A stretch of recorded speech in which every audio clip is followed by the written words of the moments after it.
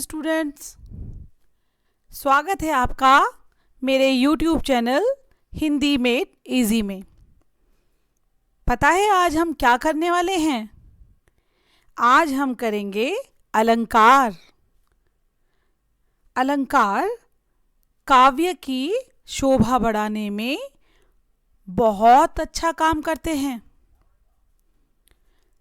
तो कुल मिला के अलंकार जो हैं वो ऐसे काम करते हैं जैसे किसी स्त्री के श्रृंगार में हम आभूषण, जेवर और साज श्रृंगार का सामान प्रयोग करते हैं ना, वैसे ही काव्य को सजाने के लिए ये अलंकार काम आते हैं।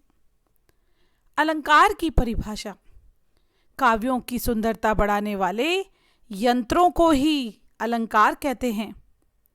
जिस प्रकार मनुष्य अपनी सुंदरता बढ़ाने के लिए विभिन्न आभूषणों का प्रयोग करते हैं, उसी तरह काव्य को सुंदर बनाने के लिए अलंकारों का उपयोग किया जाता है।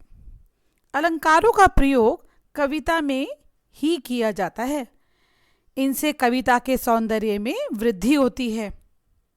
अलंकार शब्द का अर्थ सौंदर्य की वृद्धि करने वाला होता है।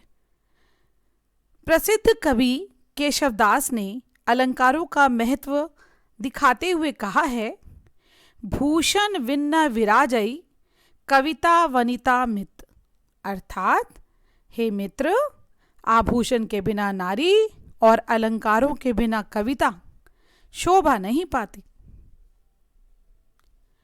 अलंकार के भेद। अलंकार के मुख्य रूप से दो भेद होते हैं। पहला शब्दालंकार, दूसरा अर्थालंकार।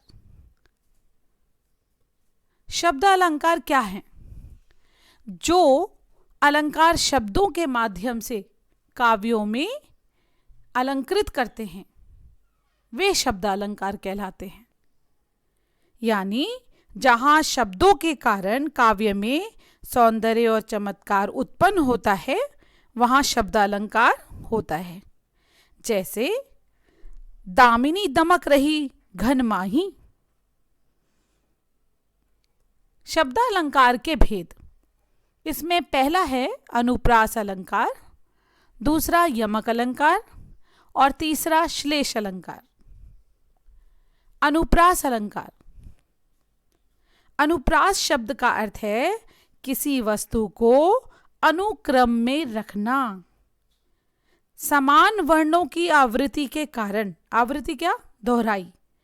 कविता में जहाँ सौंदर्य, संगीत और चमत्कार उत्पन्न होता है, वहाँ अनुप्रास अलंकार होता है। जैसे चारु चंद्र की चंचल किरणें खेल रही थीं जलथल में। ऊपर जो ये उदाहरण आप देख रहे हैं, उसमें च वर्ण की आवृत्ति हो रही है और आवृत्ति हो से वाक्य का सौंदर्य बढ़ रहा है, इसलिए यहाँ पर अनुप्रास अलंकार है।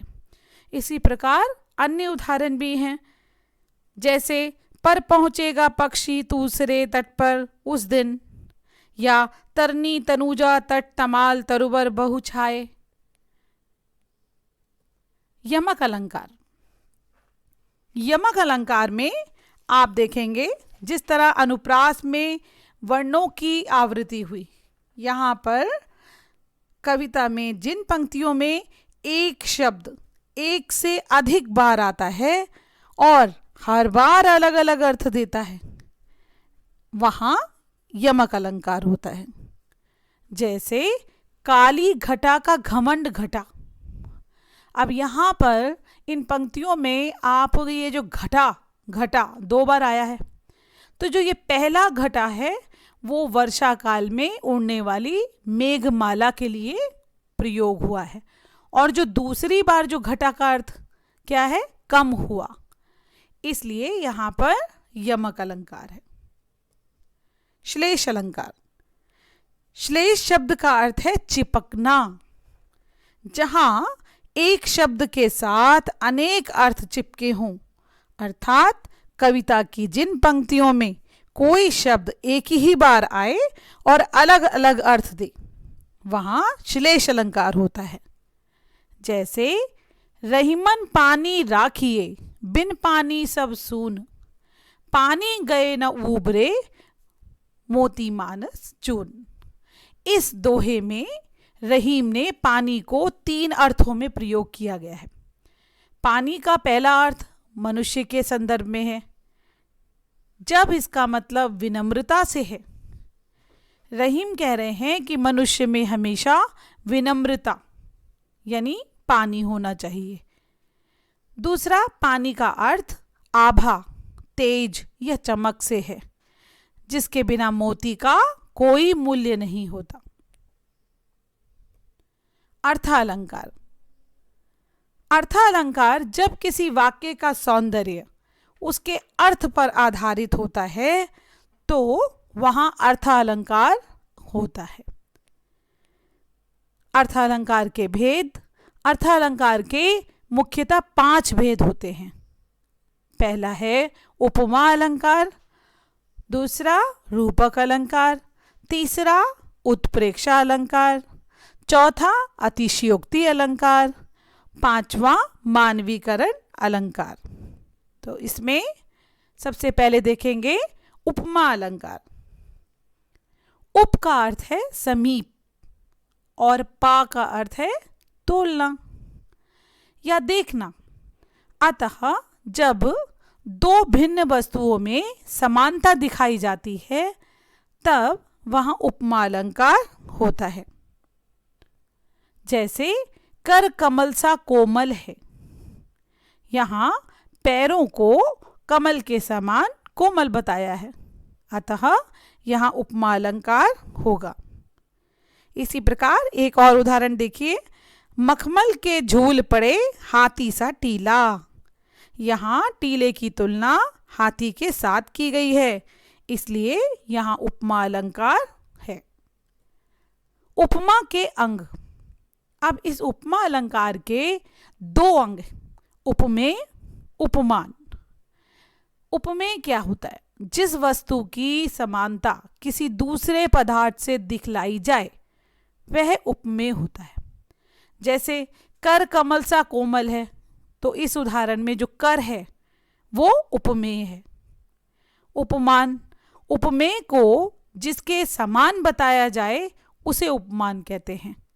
जैसे इस उदाहरण में जो कमल है वो उपमान है। रूपक अलंकार। रूपक अलंकार जब उपमान और उपमेय में अभिन्नता या अभेद दिखाया जाए तब यह रूपक अलंकार होता है। जैसे मैया मैं तो चंद्र खिलौना ले हूं, तो ऊपर वाले उदाहरण में चंद्रमा और खिलौने में समानता ना दिखाकर चांद को ही खिलौना बोल दिया गया है, इसलिए ये रूपक अलंकार होगा। उत्प्रेक्षा अलंकार।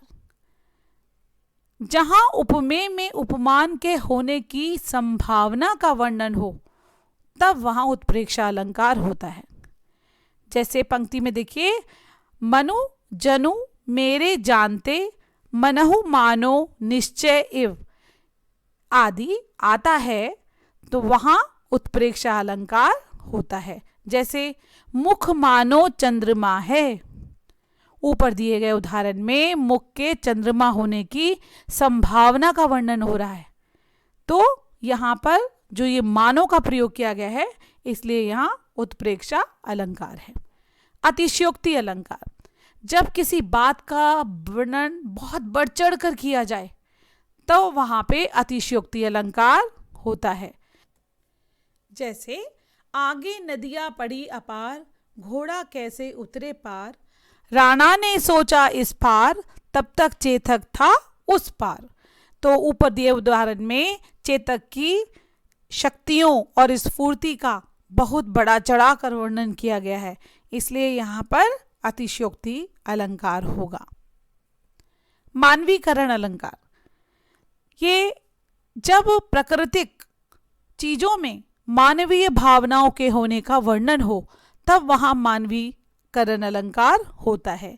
जैसे फूल हंसे कलियां मुस्कुराई, तो फूल हंसे कलियां मुस्कुराई ये जो उदाहरण है उसमें ऊपर दिए जो उदाहरण में आप देख सकते हैं कि फूलों के हंसने का वर्णन किया गया है जो मनुष्य करते हैं, इसलिए यहाँ मानवीकरण अलंकार है।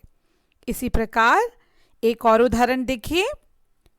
लो ये लतिका भी भर लाई, मधु मुकुल नवल रस गागरी। यहाँ लतिका में मानवीय क्रियाओं का आरोप है और यहाँ पर मानवीकरण अलंकार है। तो इस प्रकार आपने जाना कि अलंकारों में हम किस प्रकार प्रयोग करके काव्य की सुंदरता को बढ़ा सकते हैं। आशा है, उम्मीद है कि आपको मेरी बताई हुई एक एक जानकारी आपको समझ में आई होगी। इसी उम्मीद के साथ मैं यहाँ विराम लेती हूँ। धन्यवाद।